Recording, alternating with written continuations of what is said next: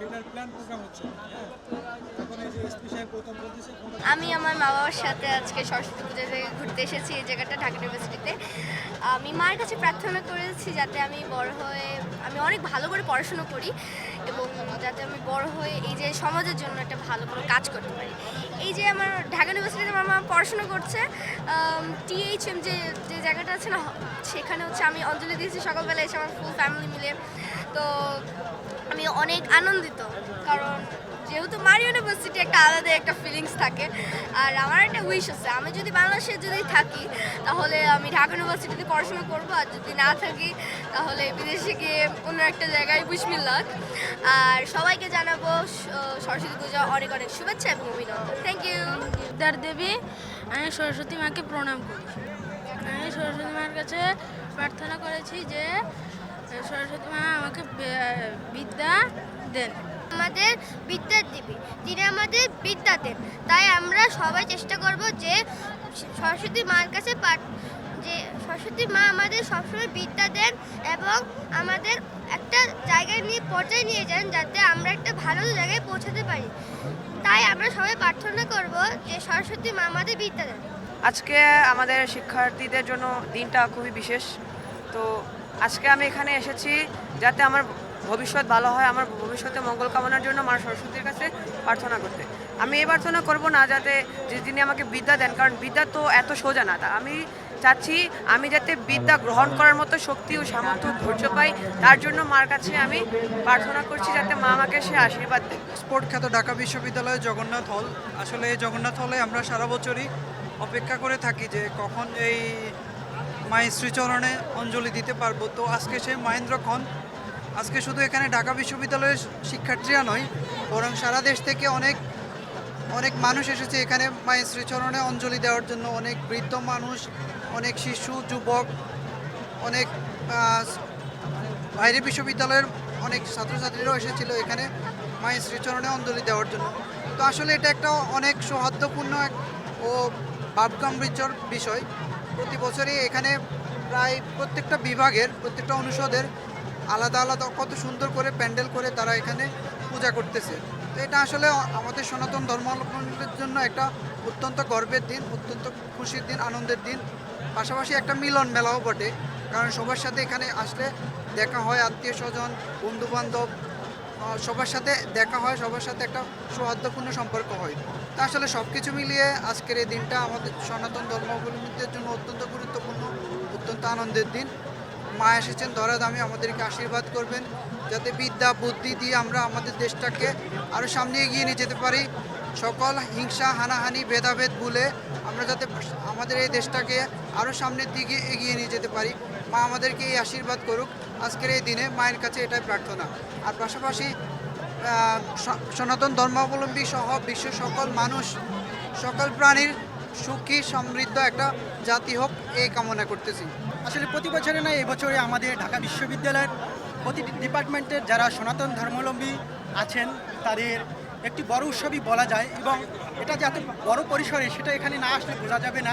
এটা দেখা যায় আমরা সেইভাবে অতটা খেয়াল করি না। সেইভাবে যদি রিসার্চ করা যায় দেখা যায় ওয়ার্ল্ডের সবথেকে বড় একটি সরস্বতী পূজা এখানে অনুষ্ঠিত হয় প্রতি বছরে। না, এবছরও হচ্ছে। এখানে এসে আসলেই ভালো লাগছে, ভাষায় ব্যক্ত করার মতো নয়। কারণ কি আমরা কোনো পুজো মণ্ডপে গেলে দেখি যে সিঙ্গেল একটা কিংবা দুইটা আমরা মণ্ডপ দেখি, কিন্তু এখানে এসে দেখছি প্রত্যেকটা ডিপার্টমেন্টেরই এক একটা করে পূজা হচ্ছে এবং বিভিন্ন কোয়ালিটির মানুষ এখানে এসে সমবেত হয়েছেন। এখানের যে সৌন্দর্য এটা বৃদ্ধি পেয়েছে, এখানে যে বিভিন্ন রকমের বৈচিত্র্যের মানুষ এসেছে তাদের একটা সমাগমের মাধ্যমে, এবং প্রত্যেকটা ডিপার্টমেন্ট যে তাদের সংস্কৃতি তুলে ধরেছে তাদের মণ্ডপের মাধ্যমে, এটাও একটা আশ্চর্যের বিষয়। কারণ প্রত্যেকটা মণ্ডপের দিকে তাকালে দেখা যায় যে প্রত্যেকটা মণ্ডপ আলাদা এবং তাদের যে ডিপার্টমেন্টের একটা গাম্ভীর্য ভাব সেটা তুলে ধরেছে এই প্রত্যেকটা মণ্ডপের বহির্প্রকাশের মাধ্যমে।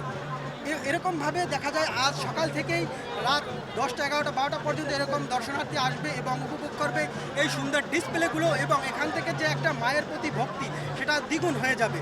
এবং দেখা যায় পড়ার টেবিলে গিয়ে যখন এই আশ্চর্য জিনিসগুলো দেখতে পাবে, যারা ছোটো ছোটো বাচ্চারা এখানে এসেছে তাদের ভিতরে একটা উদ্যম সৃষ্টি হবে যে আমিও ওখানে ওই বিশ্ববিদ্যালয়ে পড়বো এবং একদিন আমি এইরকম পার্টিসিপেট করবো এই প্রোগ্রামগুলোতে। আজকে এই জগন্নাথ হলে ঘুরতে আসলাম। আমাদের দীর্ঘ একটা অনুষ্ঠান খুব এই যে বিশ্ববিদ্যালয়ে যারা আমরা স্টুডেন্ট যারা পড়াশোনা করি, আমাদের এই সরস্বতী পূজা উপলক্ষে আমরা আজকে আসলাম। আসলে অনুষ্ঠানটা খুব সুন্দর একটা জাঁকজমকপূর্ণ অনুষ্ঠান। এখানে আমাদের প্রত্যেকটা ডিপার্টমেন্ট এবং আমি হয়তো এরকম আগে কখনো দেখা হয় না আমার। আমি এখানে আশেপাশে একটা জায়গায় একটা কোম্পানিতে চাকরি করি, কিন্তু সময়ের অভাবে এখানে আসা হয় না। তো যে ক্ষেত্রে এখানে আসলাম, আমাদের কয়েকজন বন্ধু মিলে আমরা আজকে ঘুরতে আসলাম। আসলে সত্যি মনোমুগ্ধকর দৃশ্য। এরকম দৃশ্য আমাদের বাংলাদেশে এরকম যে হয়, বা আমাদের যে প্রতিনিয়ত যে রাজনৈতিক সমস্যাগুলো সৃষ্টি হচ্ছে, তার মধ্যে যে আমাদের যে ধর্মীয় সংস্কৃতি এখনও টিকে রয়েছে, এবং প্রত্যেকটা মানুষ যারা বিভিন্ন জেলা বিভিন্ন অনুষ্ঠান দেখার জন্য এখানে আইসে, বিভিন্ন জায়গা থেকে বিভিন্ন পরিবেশে তাদের যে অনুষ্ঠানগুলো মানে সুন্দরভাবে শৃঙ্খলাভাবে হচ্ছে, এটা আসলে অকল্পনীয়।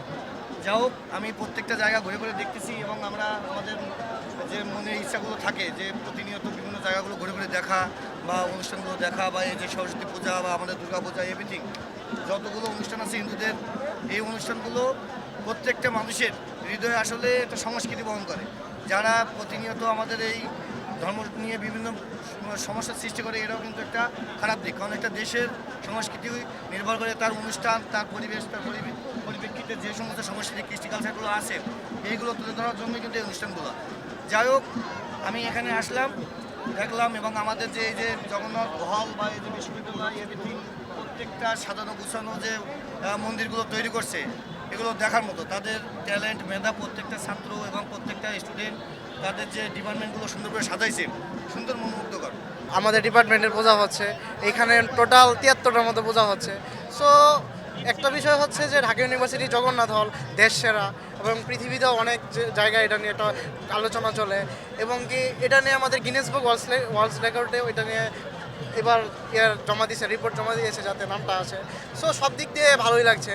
আমাদের ডিপার্টমেন্টে পূজা ইয়াতে হচ্ছে, তো টোটাল আমি প্রচুর এনজয় করতেছি। জগন্নাথ হলের যে ঐতিহ্যবাহী সরস্বতী পূজা, এটা আমাদের প্রতি বছরই খুব ধুমধামের সাথে হয়ে থাকে, এবং আমরা এখানে একসাথে 70-75টা ডিপার্টমেন্টে আমরা পূজা করে থাকি। এবং আমার মনে হয় না যে এত বড় পরিসরে, যে একই মাঠে এক জায়গায় এত বড় পরিসরে পূজা আর কোনো জায়গায় হয়। তো এই জন্য আমরা হচ্ছে যে সম্প্রতি গিনেস বুক অফ ওয়ার্ল্ড রেকর্ডে আমরা তাদের সাথে আমরা যোগাযোগ করেছি, এবং আমরা আশাবাদী যে আমাদের হচ্ছে যে এই সরস্বতী পূজা গিনেস বুক অফ ওয়ার্ল্ড রেকর্ডে স্থান পাবে, যেটা আমাদের জন্য অবশ্যই গৌরবের।